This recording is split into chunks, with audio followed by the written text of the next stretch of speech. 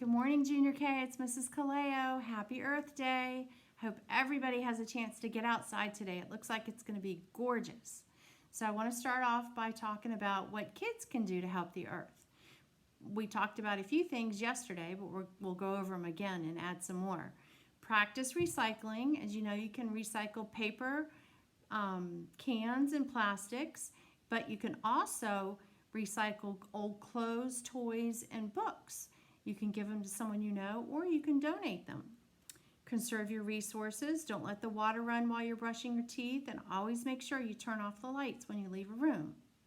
You can recycle paper, as I said, and you can always draw on both sides of your paper. You should when you're coloring something. Clean up. You can go on a nature walk and pick up any trash or debris along the way, and your neighborhood will be beautiful from that. You can beautify your own space. You can plant a tree or flowers in your yard. You can try starting a compost pile or even a rain garden in your yard. You might need help from your family with that.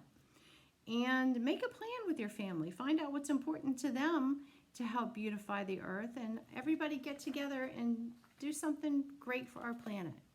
I am also sending a coloring book for you all. It's We Can Help Our Planet Earth.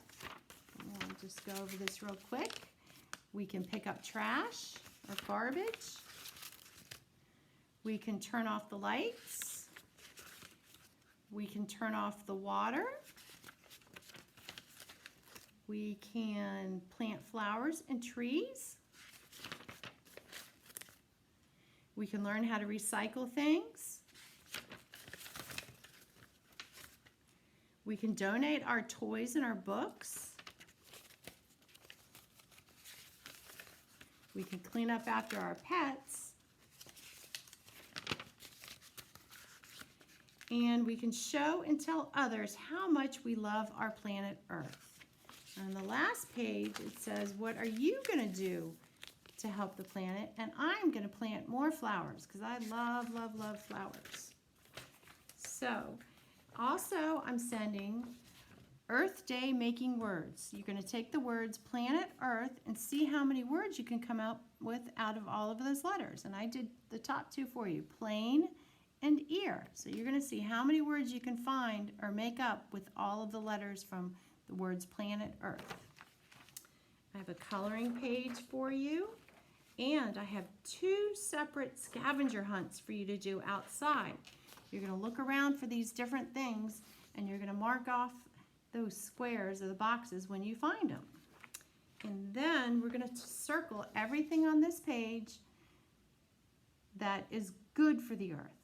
Not the bad things, you're just going to circle the good things for the earth. Okay?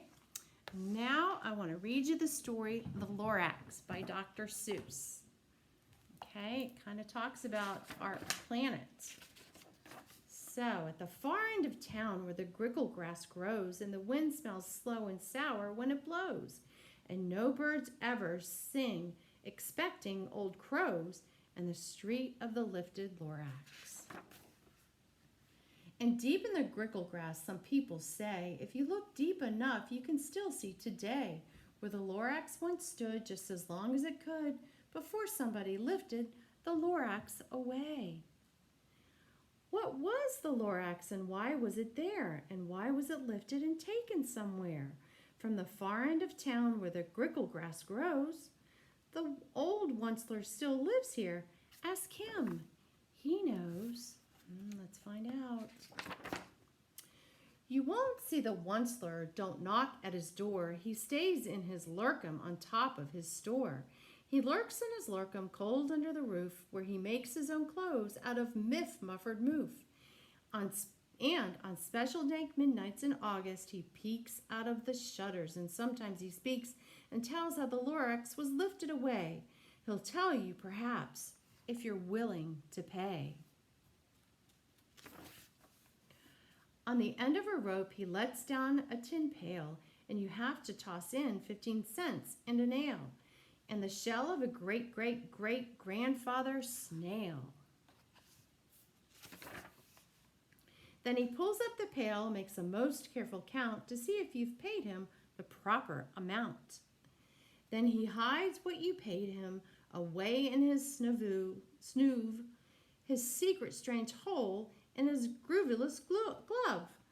Then he grunts, I will call you by whisper my phone, for the secrets I tell are for your ears alone. Slop, down slops the whisper-ma-phone to your ear, and the old Once-ler whispers are not very clear, since they have to come down through a snurgly hose, and he sounds as if he had smallish bees up his nose. Now I'll tell you, he says, with his teeth sounding gray, how the Lorax got lifted and taken away. It all started way back such a long, long time ago. Way back in the days when the grass was still green and the pond was still wet and the clouds were still clean, and the songs of the swoomy swans rang out in space, one morning I came to this glorious place, and I first saw the trees, the truffula trees, the bright-colored tufts of the truffula trees, mile after mile in the fresh morning breeze. Aren't they gorgeous? And under the trees I saw brown barbaloots frisking about in their barbaloot suits as they played in the shade and ate truffula fruits. From the ripulous pond came the comfortable sound of the humming fish humming while splashing around. But those trees, those truffula trees, all my life I'd been searching for such as these. The touch of their tufts was much softer than silk, and they had the sweet smell of fresh butterfly milk. I felt a great leaping of joy in my heart. I just knew what I'd do. I unloaded my cart. In no time at all, I had built a small shop. Then I chopped down a truffula tree with one chop. And with great skillful skill and with great speedy speed, I took the soft tuft and I knitted a thneed. Wonder what that is. The instant I'd finished, I heard a gazump. I looked, I saw something pop out of the stump of the tree I chopped down. It was sort of a man. Describe him? That's hard. I don't know if I can. He was shortish and oldish and brownish and mossy, and he spoke with a voice that was sharpish and bossy. Mister, he said with a sawdusty sneeze, I am the Lorax. I speak for the trees. I speak for the trees, for the trees have no tongues. And I'm asking you, sir, at the top of my lungs. He was very upset, and he shouted and puffed, What's that thing you've made out of my truffula tuft? Look, Lorax, I said, there's no cause for alarm. I chopped just one tree. I'm doing no harm. I'm being quite useful. This thing is a thneed. A thneed's a fine something that all people need. It's a shirt, it's a sock, it's a glove, it's a hat. But it has other uses, yes, far beyond that. You can use it for carpets, for pillows, for sheets, or curtains, or covers, for bicycle seats. The Lorax said, Sir, you are crazy with greed. There is no one on earth who would buy that thneed. But the very next minute, I proved he was wrong, for just at that minute, a chap came along, and he thought that thneed I had knitted was great. He happily bought it for $3.98. I laughed at the Lorax. You poor silly guy. You never can tell what some people will buy. Oh, no. I repeat, cried the Lorax, I speak for the trees. I am busy, I told him. Be quiet, if you please. I rushed across the room and in no time at all built a radio phone. I put in a quick call. I called on my brothers and uncles and aunts, and I said, listen here, here's a wonderful chance for the whole Once-ler family to get mighty rich. Get over here fast. Take the road to North Nitch. Turn left at Weehawken, sharp right at South Stitch. And in no time at all, in the factory I built, the whole Once-ler family was working full tilt.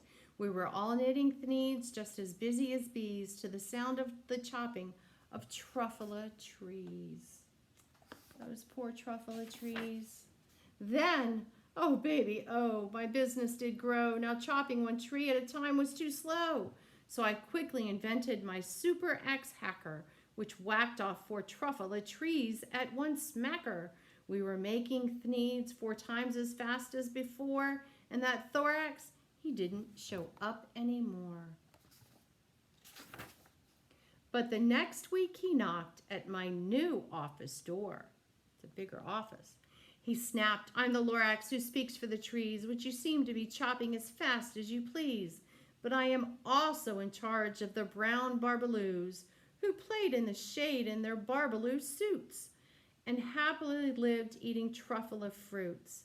Now, thanks to your hacking my trees to the ground, there's not enough truffula fruit to go round, and my poor barbaloots are all getting the crummies because they have gas and no food in their tummies." Those poor little barbaloots.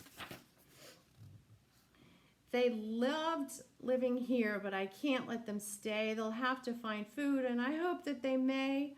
Good luck, boys," he cried, and he sent them away.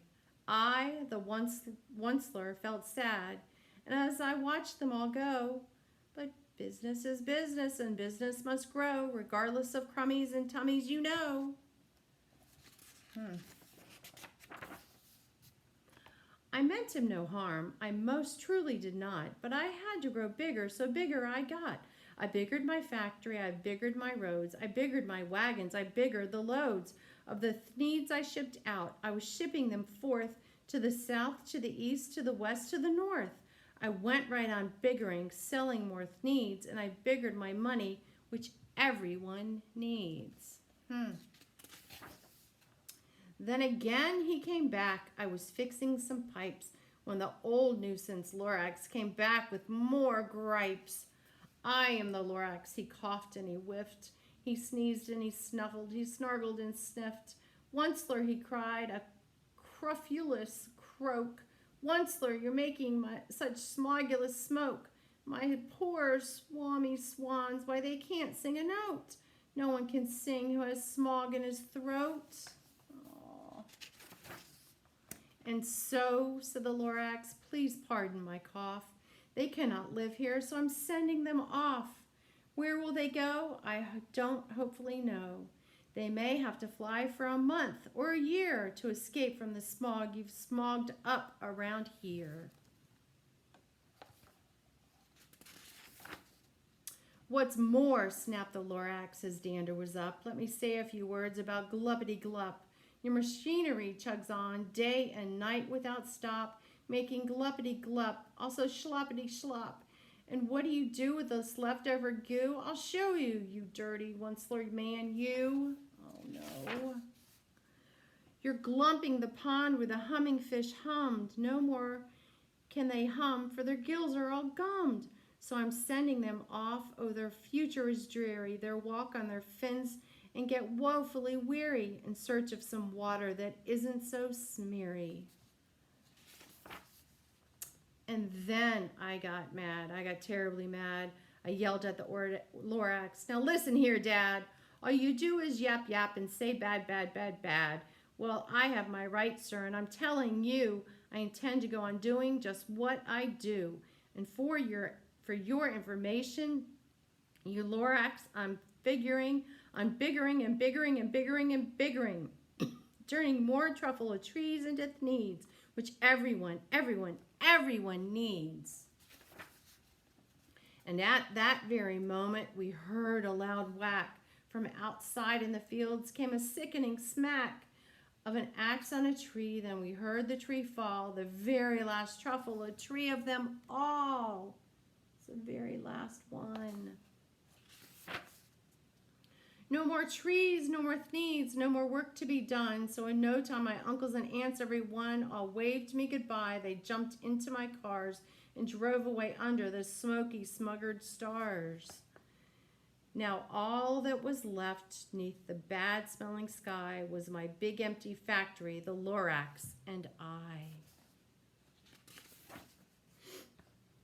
The Lorax said nothing, just gave me a glance, just gave me a very sad, sad backward glance as he lifted himself by the seat of his pants.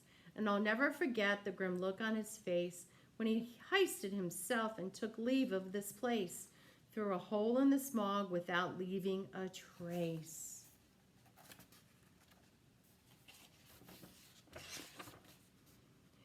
And all that Lorax left here in this mess was a small pile of rocks with one word, unless. Whatever that meant, well, I just couldn't guess. That was long, long ago, but each day since that day, I've sat here and worried away. Through the years while my buildings have fallen apart, I've worried about it with all of my heart. But now, says the Onceler, now that you're here, the word of the Lorax seems perfectly clear. Unless someone like you cares a whole awful lot, nothing is going to get better. It's not. So, catch, calls the Onceler. He lets something fall. It's a truffula seed. It's the last one of all. You're in charge of the last of the truffula seeds, and truffula trees are what everyone needs.